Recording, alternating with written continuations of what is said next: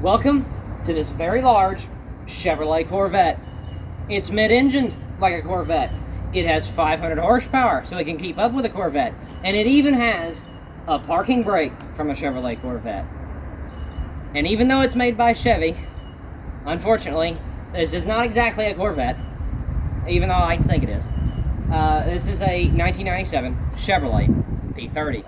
It's not my 1997 Chevrolet P30. It's actually Rice University's 1997 Chevrolet P30, specifically the Housing and Dining Department, as you can see with the logo there on the side. And now the story of how I came to work on it and what it's going to be used for is quite an interesting and complex story. And Rice University has put together an excellent video showcasing all of the student teams that worked on this, the backstory of the project, and the future of it. And I'll link to that video in the description of this one.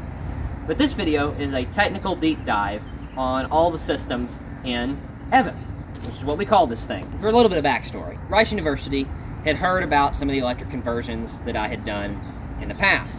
They came to me and asked if I would be willing to do an EV conversion for them and help lead a student project associated with it on this step van.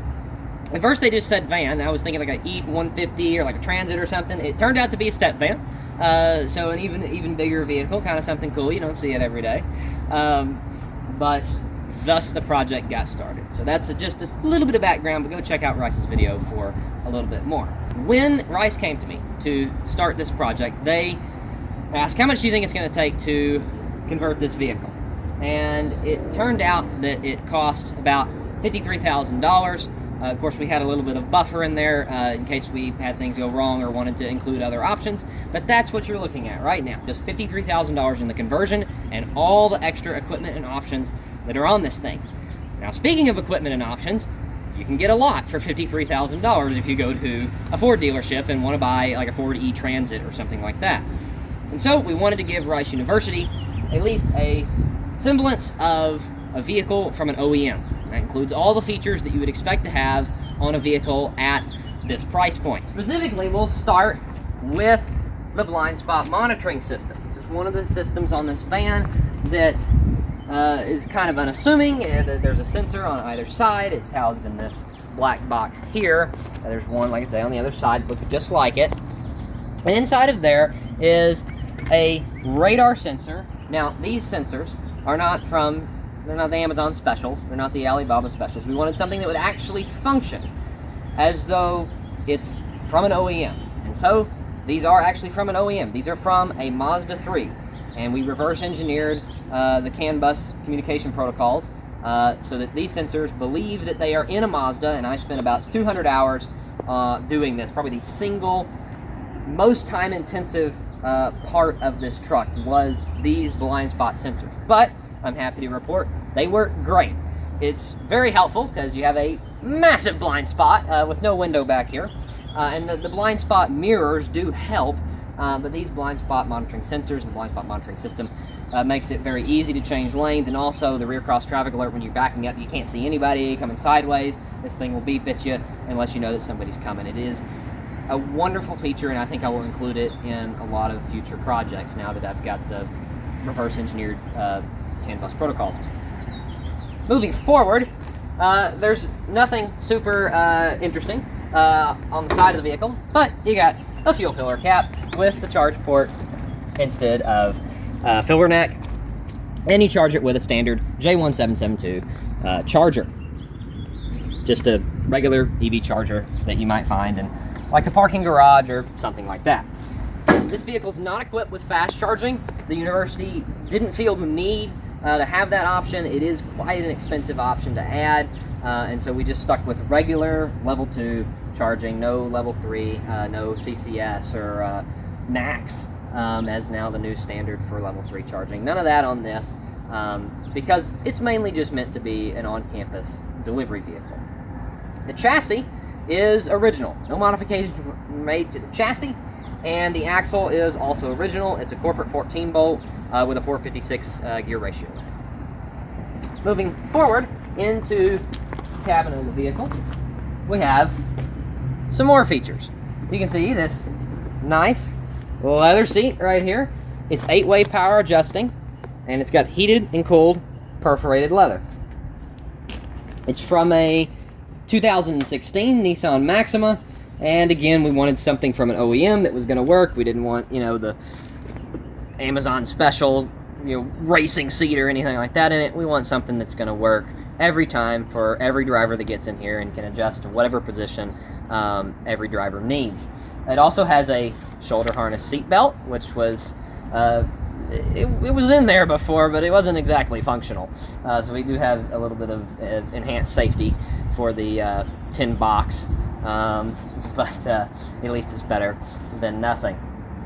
The next major component in the interior is the steering column. And if you know your Mazda parts, you'll recognize that this is from a Mazda CX-9. And there are several different features baked into this, and several different reasons why this particular assembly was chosen, this steering column for this truck. It is a bit out in the open, so you can see down here the electric power steering assist motor right there. And that is one of the major reasons that we chose this particular steering column, because it is the most powerful electric steering assist system that's mounted to the column. Most other systems that are stronger or as strong as this are mounted to the power steering, or mounted to the steering rack underneath the vehicle. Now this has a steering gearbox, and to keep things simple on the chassis side and not have to modify a bunch of stuff, we didn't want to convert it to rack and pinion, and so to do that we needed the electric assist on the column. Now, why do we need electric assist in the first place? Well, there's no gasoline engine to spin a hydraulic pump that then creates pressure and that can be sent to the factory steering gearbox.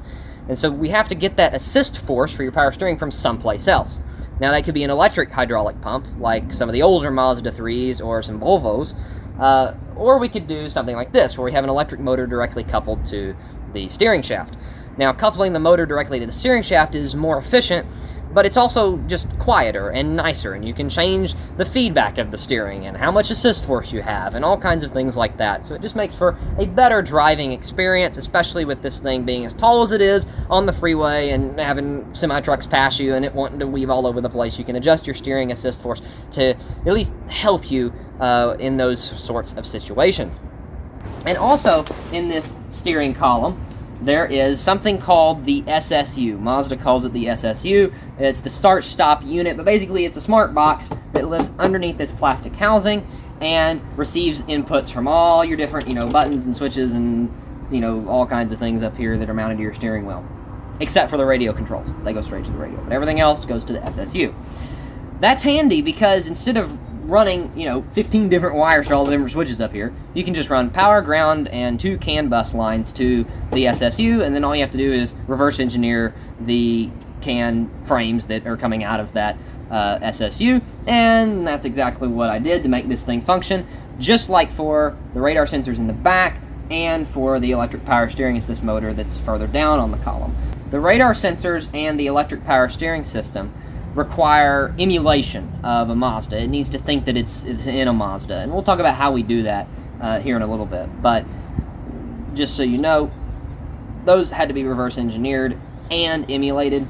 The SSU, thankfully, just needs to be reverse engineered. All I needed to do was plug into it and say, okay, put the left turn signal on, and that is corresponding to this particular bit in this byte of this frame. But nonetheless, all three of these systems made it very handy to implement somewhat complicated features on this vehicle in a short time frame. Which I might add, this thing went from non-functional in its gasoline vehicle form, completely destroyed, to functional in 6 months. So, quick timeline, had to get things done. We needed parts that we could easily obtain and easily make work. Now, moving a little bit forward, we have a wonderful dashboard that was designed by one of the teams at Rice. But specifically, in this dashboard, we have quite a few different features. We have a digital instrument cluster, somewhat similar to the one that I had in the Lincoln, with basically electric vehicle components instead of a tachometer on the left. We got all the electric vehicle information, current in the middle, motor power going around the outside gauge there, state of charge, your regen level, your charging and discharging limits, so you know how much regen you can safely give it, and how much gas you can safely give it. Your temperatures down at the bottom. Prindle display, which the Lincoln also had just below the speedometer there. And we've got another page if you need detailed temperature information, because this thing has quite a few complicated cooling passages and systems on it. Have all the detailed information for that right there as well. But it's based on the same architecture that the Lincoln had. Also, you'll see just to the left of that is a mirror control switch, this classic Ford mirror control switch out here, and that's for the power mirrors. That's another major feature we wanted, because if you notice where the other mirror is over there, it's a little hard to get to that when you're driving. You can't just scooch over and roll down the window and adjust it, so just another nice convenience feature we wanted to add. Also on the steering wheel, and interpreted by the Mazda start unit, are the cruise control controls. You see if I hit it on, it pops up in the dashboard there. This truck has cruise control as well. Over in the middle of the dashboard, you'll see the radio. It's a nice Sony head unit, and it has Android Auto and Apple CarPlay compatibility. Not much else to say about it, but those are two features that we wanted to include in the truck. It just makes it a lot nicer to drive. It gives you navigation and things like that. Below the radio, you'll see an HVAC control panel. That's out of a CR-V, and this truck does also have air conditioning and heating, as you would expect for a vehicle at this price point. Shift by wire, for better or for worse. It's an electric vehicle, and kind of therefore you have to have shift by wire, but that gear shifter is out of a Honda Odyssey. Had to reverse engineer the CAN bus communications for both the gear shifter and the HVAC controls from the CR-V in the same way as we did the SSU and the EPS and the blind spot sensors from the Mazda. Power button, nothing crazy about that. It's from a second-gen Toyota Prius. It's not on the CAN bus or anything like that. Over to the right, you'll see a HVAC box. That's from also a CR-V, and it functions using a CR-V HVAC control module, which communicates on a dedicated LIN bus with the dials up here. Then that HVAC control module talks on the CAN bus to the rest of the vehicle equipment, so that, for instance, when I turn on the air conditioning, you will hear, sounds like some roaring. Those are the cooling fans kicking on, and then here in a moment, you'll hear the air conditioning compressor start to spool up and make a little bit of a whining noise. There you go. This column, tilt, and telly. Those are also two features I really wanted on this, because you don't want to be driving like this, and you don't want to be driving like this. You want to be able to adjust it, you know, just the way you want it. The batteries, if you're wondering where they are, they're underneath this cover here, and also in the rear of the vehicle, just in front of the fender wells. We got some junk back there, because this is a delivery truck, but those two boxes in front of the fender wells contain batteries as well. This truck in total has 100 kilowatt hours of batteries in it. It is one entire pack from a Tesla Model S 100D. And that gives this thing a whopping 100 miles of electric driving range. This is meant to be an on-campus delivery vehicle for the university, and because it is as unaerodynamic as a brick, it really just doesn't have a great range, even with a large battery like that. But we wanted to give it enough range that it could go on the freeway for a little bit if it needed to. In the city, the range is much closer to 250 miles, but you're not going more than 100 miles on the freeway. Right below you is another cover, actually two covers. This cover houses the battery management system. It's almost identical to the HHRs. It's an Orion BMS. It's just a larger version to accommodate the larger battery pack. Underneath this little cover here is the motor. Actually, the motor's much bigger than that, but that covers up the connections to the motor.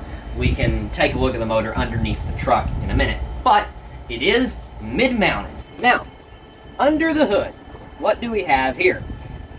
It's quite packed, because this is a step van. And so therefore the underhood space is somewhat limited. And by somewhat, I mean significantly. However, we'll start from left and go to right. Underneath this box is the other half of the HVAC air box. Right at the other side of this cover is the HVAC control module, and then the blower assembly next to that, and then on the inside is where the heater core and the evap all hang out. Now, for air conditioning, again, there's no combustion engine to drive an air conditioning compressor. So just like with the electric power steering, there's an electric air conditioning compressor right here. And it's from a 2016 Model X. Someone else has very kindly reverse engineered the CAN bus communications for many different kinds of Tesla compressors. I say many different, the several that there are. But in any case, was able to mount that, hook it up, and interface it with the rest of our CAN bus and control it perfectly. That also provides cooling as needed, not only to the cabin, but to the batteries. That would be very important if it was fast charging capable, and if somebody wants to add that in the future, it's set up with a chiller just like the Teslas are. A little bit to the right of the big black box is the chiller I was just talking about. And then there is a battery heater for wintertime operation. It does exactly what you think. It warms up the batteries when they're too cold, and that also warms up the cabin and powers the heater in the cabin by pumping hot water through the heater core. Got a dryer for the air conditioning system.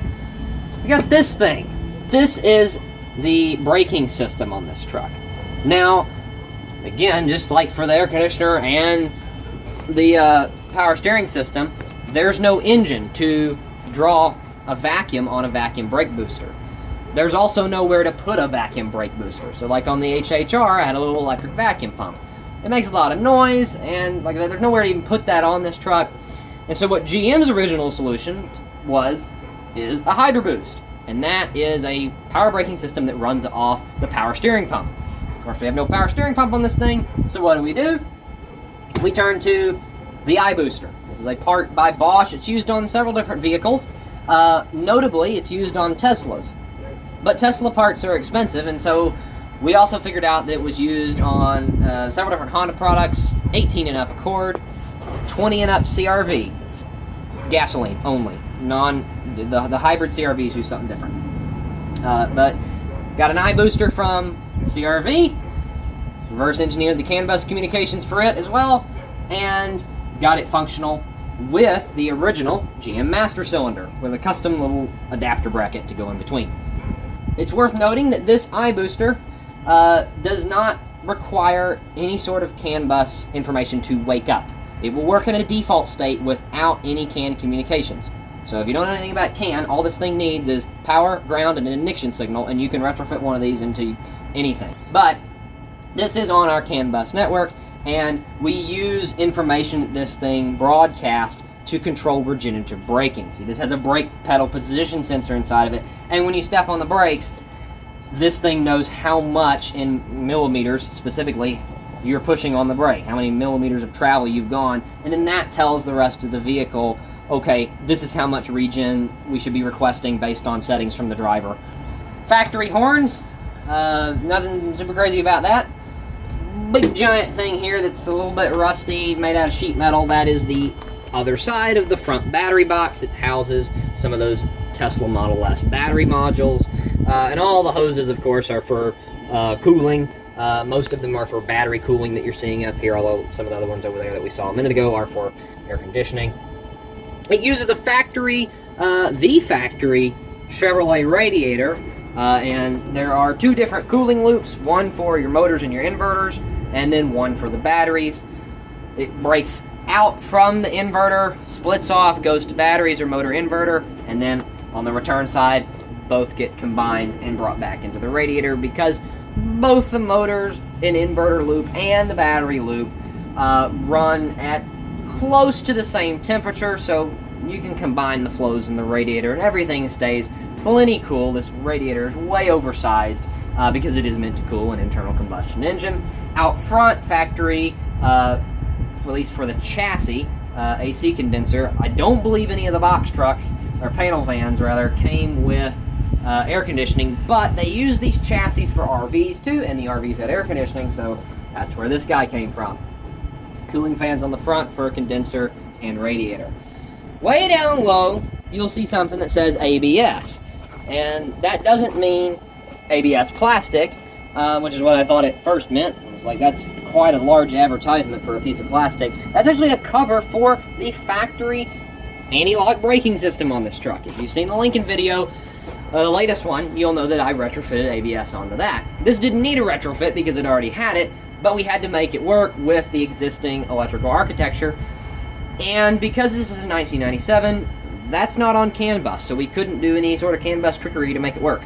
So what I had to do on that is just send it what it wants, and all it wants is a speed signal telling it how fast the rear wheels are going, and apart from that, it uses its own independent front wheel speed sensors, and it's perfectly happy to function without the original engine computer, even though it was on a Class 2 serial bus with the engine computer. No idea what information was transmitted on that bus. As far as I can tell, nothing that the ABS needs anyways. So further over to the right, we come to this unassuming little black box. The fourth revision of the control boards that I have been working on through various other projects. Similar to the ones in the Lincoln, with similar function, just with enhanced capability, a much cheaper manufacturing cost, and a little bit smaller footprint. Now, these control boards are basically body control modules, and this one up here controls everything we've talked about underneath the hood and the lights up on the hood. Now, control can mean directly control, like the turn signals. There's a relay on board, actually on the board inside this box, and much like a Chrysler TIPM or a Nissan IPDM, the controller in there can trigger that relay to then turn on the turn signal light.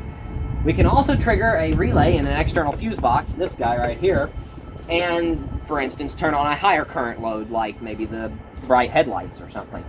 This thing can also talk on 3 different CAN buses, and that's new, and it's very important for a project like this, where you're trying to hook a lot of different things together that came from different vehicles.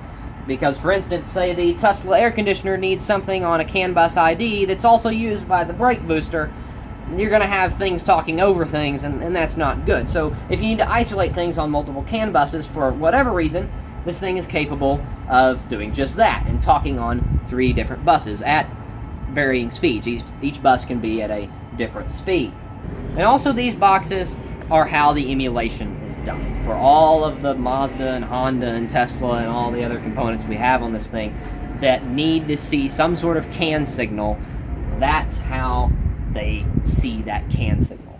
These boxes are connected to the CAN network that those components are also connected to, and these are running custom designed software that I wrote in order to emulate different vehicles depending on what each component needs. And a lot of times, not only emulate, but then encode specific values into that emulated data. So for instance, the blind spot sensors can see how fast the vehicle is going. So we have to take vehicle speed from the motor controllers and then turn that into something that the Mazda can understand. Basically speak Mazda to the Mazda parts, and these boxes allow us to do just that, along with controlling everything in the vehicle.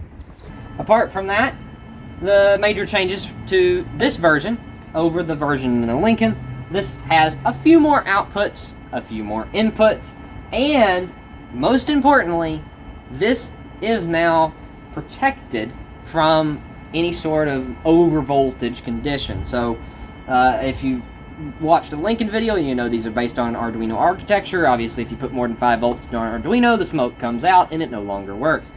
This will not release the magic smoke if you, say, try to test an input with a test light connected to 12 volts. If you put your test light in an input and it's got 12 volts flowing through the test light, it will not blow this thing up. It will simply raise the input high, and the software will know that, but it won't physically damage anything. And if you're wondering, yes, this is the same 4th version that's in the Murano, just slightly tweaked with a few more upgrades to make it really functional for a vehicle that I'm not going to be driving. It's going to be turned over to somebody else, making it just a little bit more reliable. And of course, a nice housing to go with it. Lastly, up front, you'll see right down in here a couple of different things. Another little magic black box. That is an audio amplifier, this guy right here, for the pedestrian alert system, which at the moment isn't on because it makes kind of a innocuous warring noise. I'll turn it on. There you go. Lets people know you're coming because the truck's pretty quiet. And that just comes on when you put it in gear. That noise that you just heard, that kind of that noise, that is this box right there. And that is an electric parking brake actuator from a 2017 Chevrolet Corvette. Now, we went with the Corvette parking actuator because, surprisingly, it was cheaper than one from a Suburban or a Tahoe, but it is very similar to the ones you'd find in a lot of different GM products. Again, had to reverse engineer some CAN bus stuff to make this thing work. However, it will, just like the electric brake booster, function without any CAN bus communications.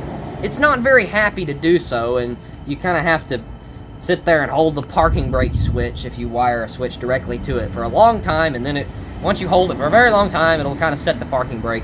This does need to see some CAN bus stuff to work well, but you could definitely retrofit this onto something, and it's like a fifth of the price of what you could buy a aftermarket electric parking brake actuator for. And it works way better. It stores codes, you can calibrate it with a scan tool, all kinds of great stuff. So if you're wondering where the motor controllers are, I guess as we're going to the back, we can stop and take a look there. Take a look at the motor controllers. They're kind of hard to see. They're back behind this doghouse, but there's those little aluminum silver things right back in there. There's two of them because this is a dual motor. And I'll show you the dual motors. Might as well show them to you now. 500 horsepower from two axial flux motors made by Omni Powertrain here in Houston. Behind those is a gearbox, and then that attaches to a drive shaft that goes back to the factory rear gear set and diff. This is the rear electrical center of the truck. Here is the fuse box. There is another magic black box. It's a little hard to see because it's also behind the black cover here to keep some cargo from hitting it. But the big silver box up here, that's the battery charger. It takes line voltage from the wall and converts it into something that the batteries can use. This is running on a 400 volt architecture.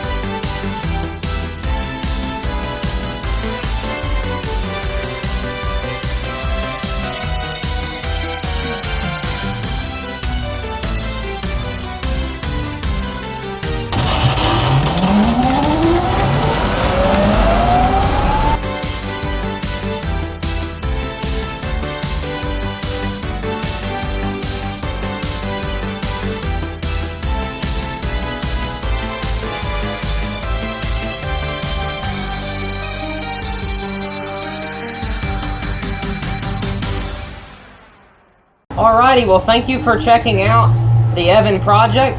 I do hope you enjoyed, and I hope you found the technical information about this project interesting and informative. Thank you again.